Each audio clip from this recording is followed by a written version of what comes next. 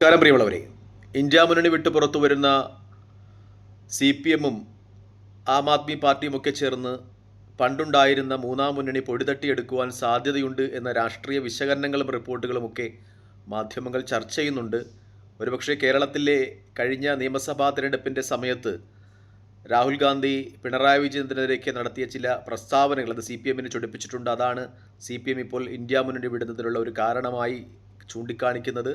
മാത്രമല്ല, അദാനിയെ കേരളത്തിൽ കൊണ്ടുവന്നത് CPM ആണെന്ന രീതിയിലുള്ള ചില പ്രസ്താവനകൾ ഇന്ത്യ മുന്നണി യോഗത്തിൽ പോലും രാഹുൽ ഗാന്ധി ഉന്നയിച്ചിരുന്നു. അതുമായി ബന്ധപ്പെട്ട് രാഹുൽ ഗാന്ധിയും CPM പ്രതിനിധി ജോൺ ബ്രിട്ടാസുമൊക്കെ ആയിട്ട് ചർച്ചകളും വാദപ്രതിവാദങ്ങളും ഒക്കെ നടന്നു എന്ന റിപ്പോർട്ടുകളും പുറത്തു വരികയാണ്. എന്തായാലും ഇപ്പോൾ CPM ഇന്ത്യ മുന്നണി വിടുന്നു. പിണറായി വിജയൻ ഇന്ത്യ മുന്നണി വിട്ടതിന് ശേഷം മൂന്നാം മുന്നണി പുനരുജ്ജീവിപ്പിക്കുവാനുള്ള നിർദ്ദേശവും അതിനുള്ള കാർമ്മികത്വം വഹിക്കണമെന്ന് ജോൺ ബ്രിട്ടാസിനോട് ആവശ്യപ്പെട്ടിട്ടുണ്ട് എന്ന ചില മാധ്യമ വിശകലനങ്ങളൊക്കെ പുറത്തു വരികയാണെന്ന എങ്കിൽ ചില പ്രാദേശിക പ്രസ്ഥാനങ്ങളെയൊക്കെ ഒന്നിച്ചു ചേർത്തുകൊണ്ട് CPM-ൻ്റെ നേതൃത്വത്തിൽ പിണറായി വിജയൻ്റെ നേതൃത്വത്തിൽ ഒരു മൂന്നാം മുന്നണി ഇന്ത്യയിൽ നിലവിൽ വരും എന്ന ഒരു രാഷ്ട്രീയ സാഹചര്യമാണുള്ളത്. പ്രത്യേകിച്ചും കോൺഗ്രസിനോടും BJP-യോടും ഒപ്പം ഒന്നിച്ചു ചേർന്നു പോകുവാൻ പറ്റാത്ത ചില പാർട്ടികളുണ്ട്.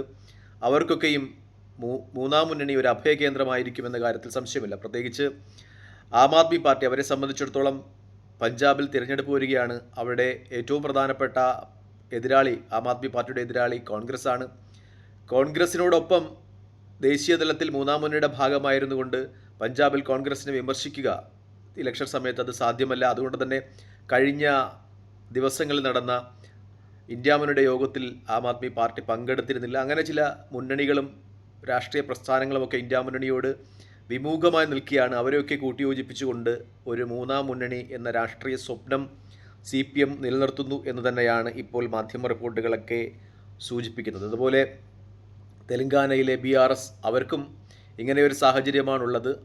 സംസ്ഥാനത്ത് BJP-യുമായി ഒത്തുചേർന്നാൽ അവരുടെ മുസ്ലിം വോട്ട് ബാങ്കുകൾ നഷ്ടമാകും. കോൺഗ്രസുമായി ഒരു അലയൻസിനുണ്ടായാൽ അതും സാധ്യമല്ല. കാരണം ആ സംസ്ഥാനത്ത് കോൺഗ്രസ്സാണ് ഏറ്റവും പ്രധാനപ്പെട്ട രാഷ്ട്രീയ എതിരാളി. അതുകൊണ്ട് തന്നെ അവരും ഒരുപക്ഷെ CPM നേതൃത്വം നൽകുന്ന ഈ മുന്നണിയുടെ ഭാഗമായേക്കാം എന്നുള്ള രാഷ്ട്രീയ വിശകലനങ്ങൾ വരുന്നുണ്ട്.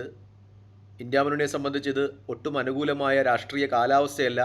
തമിഴ്നാട്ടിലെ നിയമസഭാ ഇലക്ഷൻ ശേഷം DMK ആ മുന്നണി വിട്ടിട്ടുണ്ട്. കാരണം TVK-യിലാണ് ഇപ്പോൾ തമിഴ്നാട്ടിലെ കോൺഗ്രസ് ഉള്ളത്.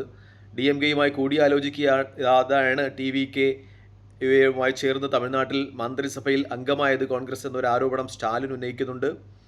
പക്ഷേ ആ TVK പോലും ഇപ്പോൾ കോൺഗ്രസ് വിളിച്ച ഇന്ത്യ മുന്നണിയുടെ യോഗത്തിൽ എത്തിയിട്ടില്ല.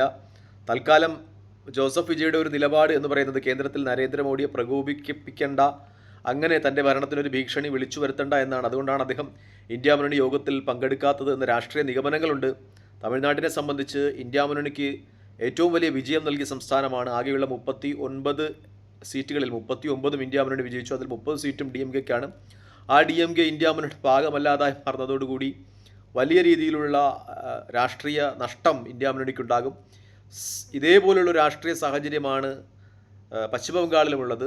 അവിടെ 20 MP-മാർ തൃണമൂൽ കോൺഗ്രസിൽ നിന്ന് വിട്ട് BJP-യോടൊപ്പം ചേരുവാൻ നിൽക്കുകയാണ്. അവിടെയും ഒരു 20 MP-മാരുടെ കുറവുണ്ടാകുന്നു. അങ്ങനെ മൊത്തം 50 MP-മാർ ഇപ്പോൾ ഇന്ത്യ മുന്നണിക്ക് നഷ്ടമാകുന്ന ഒരു സ്ഥിതിവിശേഷമാണുള്ളത്. അങ്ങനെയാണെങ്കിൽ ആകെയുള്ള 230 എന്ന സ്ഥിതിവിശേഷത്തിൽ നിന്ന് ഇന്ത്യ മുന്നണി സീറ്റ് വിഹിതത്തിൽ വളരെയേറെ പിറകിൽ പോകും. അതായത് വളരെ കൃത്യമായ ചാണക്യതന്ത്രങ്ങൾ പ്രയോഗിച്ചില്ലെങ്കിൽ ഇന്ത്യ മുന്നണിയെ നശിപ്പിക്കുവാനുള്ള തന്ത്രങ്ങൾ അമിത്ഷാ മെനയുന്നുണ്ട്.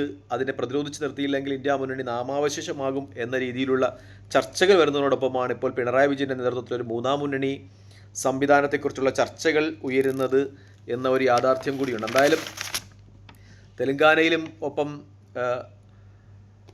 തമിഴ്നാട്ടിലുമൊക്കെയുള്ള പ്രാദേശിക രാഷ്ട്രീയ പ്രസ്ഥാനങ്ങൾ CPM നേതൃത്വം നൽകുന്ന ഈ മുന്നണിയുടെ ഭാഗമാകുകയാണെങ്കിൽ അത് രാഷ്ട്രീയമായ ഒരുപാട് വിഗതികൾ ഉണ്ടാക്കുമെന്ന കാര്യത്തിൽ സംശയമില്ല. നേരത്തെയും ഇന്ത്യ മുന്നണിയിൽ നിന്ന് ഒട്ടേറെ ഘടകകക്ഷികൾ അങ്ങോട്ടും ഇങ്ങോട്ടുമൊക്കെ ചാഞ്ചാടുന്ന ഒരു സ്ഥിതിവിശേഷം ഉണ്ടായിരുന്നു. അതിനിടയ്ക്കാണ് ഈ മൂന്നാം മുന്നണിയുടെ ഒരു രൂപരേഖ കൂടി തയ്യാറാകുന്നത്. നേരത്തെയും മൂന്നാം മുന്നണി നിലവിലുണ്ടായിരുന്നതാണ്. പക്ഷേ അതിലെ മിക്ക ഘടകകക്ഷികളെയും പിന്നീട് BJP റാഞ്ചിക്കൊണ്ടു പോകുന്നതാണ് നമ്മൾ കണ്ടത്.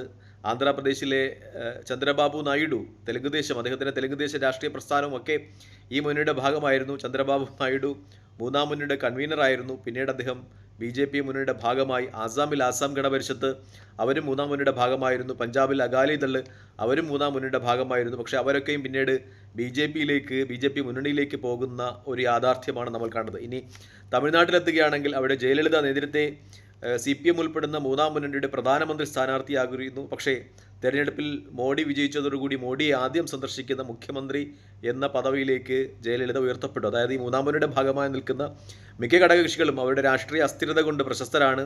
എവിടെയൊക്കെ നേട്ടമുണ്ടാകുമോ അവിടേക്കൊക്കെ ചാടുവാൻ തയ്യാറായി നിൽക്കുന്ന ആളുകളാണ്. അവർ പറയുന്ന ഒരു ന്യായം ഇതിന് തങ്ങൾ പ്രതിനിധീകരിക്കുന്ന സംസ്ഥാനങ്ങളുടെ മിക്കതും സംസ്ഥാന പാർട്ടികളാണ്. ഈ സംസ്ഥാനത്തിൻ്റെയൊക്കെ നേട്ടം മുൻനിർത്തിയാണ് തങ്ങൾ മുന്നണികൾ മാറുന്നു എന്ന് പറയുന്നതെങ്കിലും അതിന് നേതൃത്വം നൽകുന്ന രാഷ്ട്രീയ നേതാക്കളുടെ വ്യക്തിപരമായ നേട്ടം തന്നെയാണ് ഇതിന് ഏറ്റവും പ്രധാനപ്പെട്ട ഘടകം അവർ മുന്നണി മാറുന്നതിന് എന്നതാണ് യാഥാർത്ഥ്യം. ഇപ്പോൾ ഒറീസയിൽ ബിജു ജനതാദളും ഇത് ഒരുപക്ഷെ CPM-മായി ചേരും എന്ന റിപ്പോർട്ടുകൾ പുറത്തു വരികയാണ്. ഒപ്പം ബീഹാറിൽ JDU കോൺഗ്രസുമായിട്ട് ഇപ്പോൾ തന്നെ അവിടെ പ്രശ്നങ്ങളുണ്ട്. അവരും ഒരുപക്ഷെ ഈ മുന്നണിയുടെ ഭാഗമായേക്കാം. UP-യിൽ എന്തായാലും അവിടെ കോൺഗ്രസിനോടൊപ്പം തന്നെയായിരിക്കും മുലായം സിംഗിൻ്റെ SP എന്ന റിപ്പോർട്ടുകളാണ് പുറത്തു വരുന്നത്. എന്തായാലും സംസ്ഥാന അടിസ്ഥാനമാക്കി പ്രവർത്തിക്കുന്ന പ്രാദേശിക കക്ഷികളുടെയൊക്കെ രൂപപ്പെടുത്തിക്കൊണ്ട് ഒരു പുതിയ രാഷ്ട്രീയ കൂട്ടായ്മയ്ക്ക് CPM-ൻ്റെയും ഒപ്പം ആം ആദ്മി പാർട്ടിയുടെയും അരവിന്ദ് കെജ്രിവാളിൻ്റെയും ഒക്കെ നേതൃത്വത്തിൽ അരങ്ങൊരുങ്ങുന്നു എന്നു തന്നെയാണ് മിക്ക റിപ്പോർട്ടുകളും ഒക്കെ സൂചിപ്പിക്കുന്നത്. ഈ പ്രാദേശിക പാർട്ടികൾക്ക് ഇതിനുള്ള പ്രത്യേകത എന്ന് വെച്ചാൽ അവർക്ക് കൂടുതൽ വിലപേശുവാൻ കഴിയും എന്നാണ്. ഒരുപക്ഷെ കൂടുതൽ സീറ്റുകൾ കിട്ടുകയാണെങ്കിൽ ഒരുപക്ഷെ പ്രധാനമന്ത്രി പദത്തിലേക്ക് എത്തപ്പെടുവാനുള്ള സാധ്യതകൾ ചർച്ച ചെയ്യപ്പെടുന്നുണ്ട്.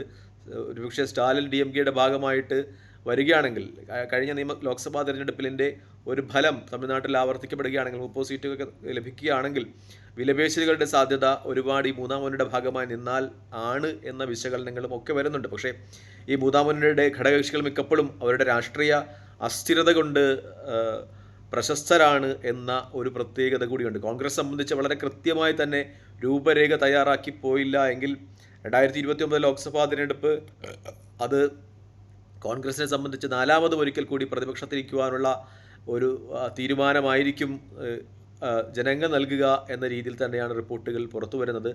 ഈ മൂന്നാം മുന്നണി കൂടി ഉണ്ടാകുന്ന പക്ഷം കോൺഗ്രസ് ഈ ഹാർഡ് വർക്ക് ഉപേക്ഷിച്ചുകൊണ്ട് കുറച്ചുകൂടി സ്മാർട്ട് വർക്ക് ചെയ്ത് മുന്നേറേണ്ടിയിരിക്കുന്നു. ഈ പ്രാദേശിക കക്ഷികളെയും ഘടകകക്ഷികളെയും ഒക്കെ ഇന്ത്യ മുന്നണിക്കൊപ്പം ചേർത്ത് നിർത്തിക്കൊണ്ട്, അല്ലെങ്കിൽ മുഴുവനായി ആ ഘടകകക്ഷികളെ തങ്ങളോടൊപ്പം കൊണ്ടുവരുവാൻ കഴിഞ്ഞില്ലെങ്കിൽ പിളർത്തി ഒരു ഭാഗത്തെങ്കിലും കൊണ്ടുവരാനുള്ള ഒരു സ്ഥിതിവിശേഷം ഉണ്ടാകണം. എന്തായാലും കേരള രാഷ്ട്രീയത്തിൽ ചില മാറ്റങ്ങളും ഇതുമായി ബന്ധപ്പെട്ടുണ്ടാകും എന്ന വിശകലനങ്ങൾ പുറത്തു വരികയാണ്. പ്രത്യേകിച്ച് CPM-നെ സംബന്ധിച്ച് അവർക്ക് ഇന്ത്യ മുന്നണിയുടെ ഭാഗമായിരിക്കുന്നതിന് ചില ബുദ്ധിമുട്ടുകളുണ്ട്. കാരണം ഇന്ത്യ മുന്നണിക്ക് നേതൃത്വം നൽകുന്നത് കോൺഗ്രസ്സാണ്. കേരളത്തിൽ കോൺഗ്രസും CPM-ഉം തമ്മിലാണ് നേരിട്ട് പോരാട്ടം. അപ്പോൾ അഖിലേന്ത്യാ തലത്തിൽ ആ ഒരു മുന്നണിയുടെ ഭാഗമായിരുന്നുകൊണ്ട് സംസ്ഥാന തലത്തിൽ കോൺഗ്രസിനെ വിമർശിക്കുക അത് പ്രായോഗികമല്ല. അതുകൊണ്ടാണ് ഇപ്പോൾ കോൺഗ്രസ് ഇന്ത്യ മുന്നണി വിടുന്നത് എന്ന രീതിയിലുള്ള ചർച്ചകൾ വരികയാണ്. തൽക്കാലം ഈ വീഡിയോ ഇവിടെ വാങ്ങുന്നു. മറ്റു വീഡിയോ കാണുന്നവരെ നന്ദി, നമസ്കാരം, ജയ് ഹിന്ദ്. വീഡിയോ ഇഷ്ടപ്പെടുന്നവർ ലൈക്ക് ചെയ്യുക, ഷെയർ ചെയ്യുക, കമൻറ്റ് ചെയ്യുക. മറ്റു വീഡിയോ കാണുന്നവരെ ജയ് ഹിന്ദ്.